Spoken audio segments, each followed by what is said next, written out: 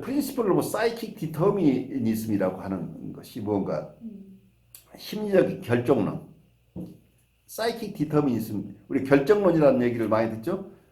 그런데 심리적 결정론이라는 것을 우리가 이해해야 돼. 이거 인과관계 이론이에요. 코셀러티.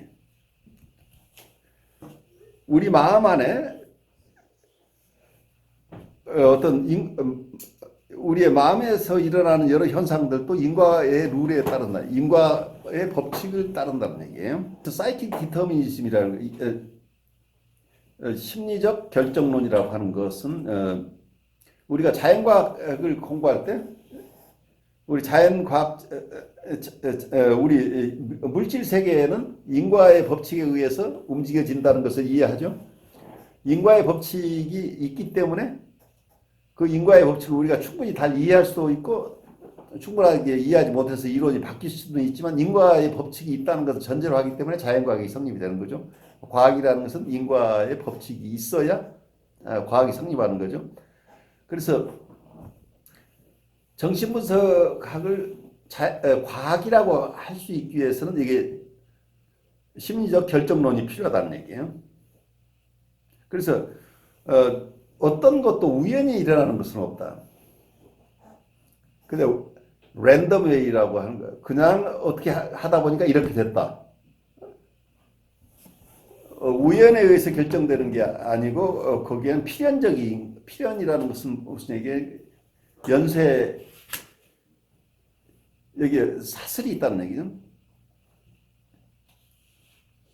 항상 원인과 결과 앞에 있었던 어떤 원인이 있었기 때문에 그 다음 결과가 있었고 그 결과가 또 다음 단계에 어떤 것을 계속 만들어낸다고 하는 인과의 법칙이 적용됐느냐 하는 얘기예요. 우리의 마음속의 현상들, 우리가 심리적으로 겪는 여러 가지 현상들을 인과의 법칙에 밖에 있다고 보는 건가 아니면 인과의 법칙 속에 있다고 보는 것인가 하는 것인데 심리적인 결정론을 제외시킨다면 우리가 정신분석이 과학으로 살아남기 어렵다는 얘기예요. 그래서 우리의 정신적인 삶 속에도 연속성이 있다. 디스컨티뉴 여기에는 아무 끊어지지 않는다는 이 사슬이 디스컨티뉴티가 있다고 한다면 이게 인과의 법칙이 적용되지 않는 거죠. 연속성이 없다고 한다면. 그래서 오늘 여러분 지금 드는 생각은 어떤 생각이 들어요? 각자 잠깐. 앞에 얘기하신 거 들으면서 잠깐 들은 생각인데요. 저는 매학기 이거 치료 세션 아니고 그냥 보통 수업을 하는데 꼭 약간 병리적인 학생이 매학기 있어요. 그렇죠. 그러니까 제가 엄마 나이잖아요. 이제 그러니까 엄마한테 요구하는 그거를 심하게 욕을 하면서 결국은 제가 질리게 만들어요. 막 그렇죠. 끊임없이 이메일 주고 왜 그걸 더 안 해주냐 막 오버그래티피케이션 요구하는 거예요. 예, 그러니까 완전 히 질려가지고 차단하고 싶을 정도로까지 하는 학생이 꼭 하나 있는데 아까 교수님 말씀을 들으면서 드는 생각이 첫 번째는 병리랑 정상이 구분이 안 된다는 거 하고요. 그렇죠. 그럴 경우에는 이 학생이 저한테 이렇게 역전이를 일으키는 거잖아요. 그렇죠. 그러니까 정상적인 이런 대인 관계가 불가능하고 집에서 엄마는 정말 한없이 받아주니까 그렇죠. 그런 관계를 요구를 하는데 그걸 어떻게 그것이 깨닫느냐. 엄마가 하나씩 받아줘서 그럴 수도 있고 엄마가 하나도 안 받아줘서 그럴 수도 있어요.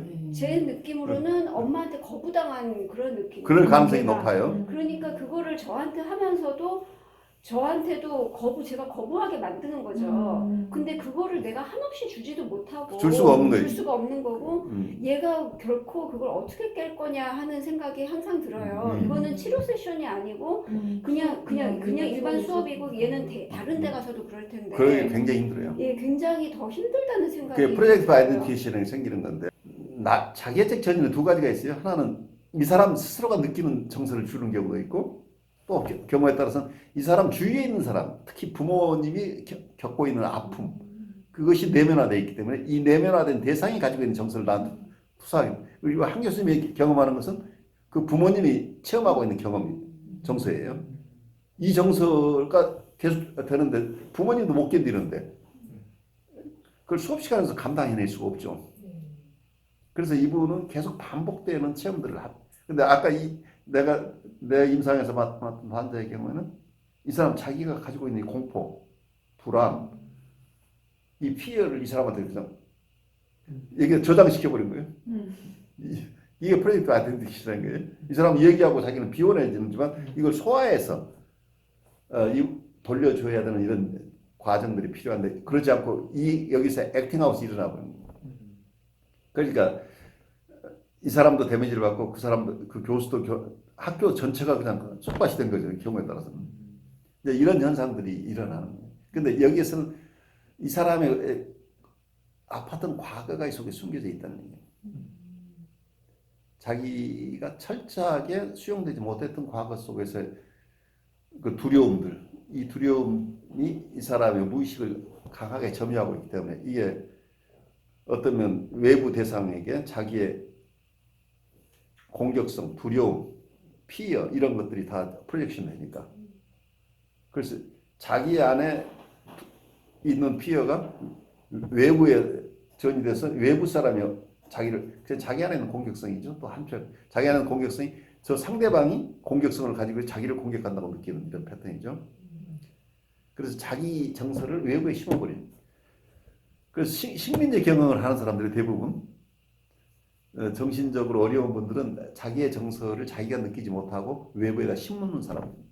그래서 식민지 경영자 입장에서 자기는 안 느끼려고 하다 보면 이 사람들이 거친 일은 다 하도록 만드는 거죠. 거친 정서를 자기가 경험하지 않기 위해서 애를 쓰는. 그런데 이제 이런 역동들을 이해하지 못하면 이분들을 돕기 어렵다는 거예요. 그래요. 학기마다 큰 고생을 하신 거예요. 근데 어떻게 도와야 그러니까 되지? 치료자로 그러니까 이제 어떤 자기가 환자로 상담가를 와서 세션에서 벌어진 거하고 지금 이제 교육 현장에서는 다르죠.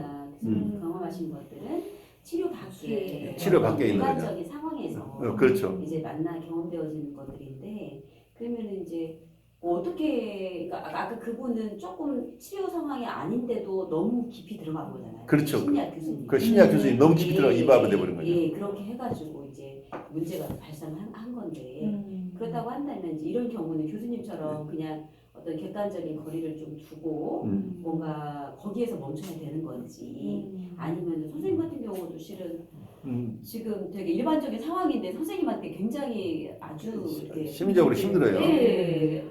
근데 그럴 경우에는 어느 정도 이거 차단이나 거리를 둘 수밖에 없어요. 그렇죠. 예, 근데 더 이상 치료 세션이 아니니까 더 들어갈 근데 수가 없고. 그게 그 사람을 보호하는 거예요. 예. 그러니까 이걸 내가 이 사람한테 가혹하다고 느끼지 말라니. 이분은 이런 패턴을 반복하는 사람이니까 내가 이걸 받아주면 이 사람이 또 큰 실패를 하게 된다는 얘기예요. 그리고 이분이 주는 역전에 따라서 바로 행동하지 말라는 얘기예요. 나를 보호하셔야 돼요. 나를 보호하는 것이 상대방을 보호하는 거예요.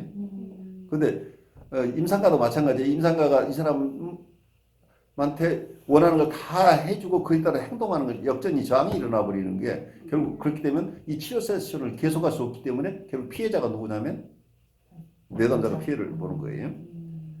그래서 프로이드 얘기를 우리가 잘 들어야 돼요. 어떤 면에서는 중립적인 입장을 취하라고 하는 게 이 사람을 정서적으로 받아들이지 말라는 얘기는 아니에요. 그렇지만 적정한 거리를 중립성을 유지하지 않고는 치료 관계를 해낼 수 없는 경우들이 많다는 얘기죠. 마찬가지로 특히 교육적인 입장에 있으니까 더 어렵죠. 여기에서는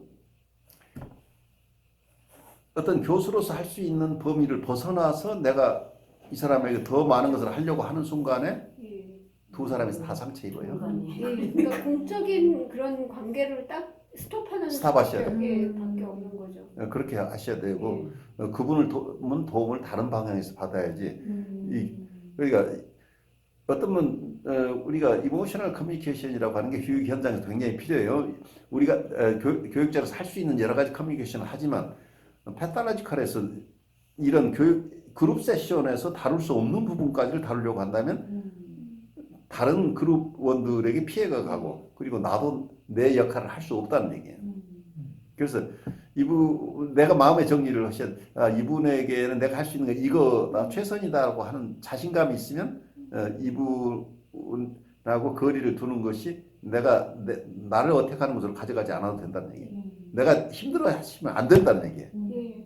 이게 정당한 내가 교수로서 바른 관계를 맺고 있다는 것을 이해를 하셔야 돼요. 그리고 이분의 그런 부분은 누군가가 다른 데서 도움을 받아야 되는 거예요.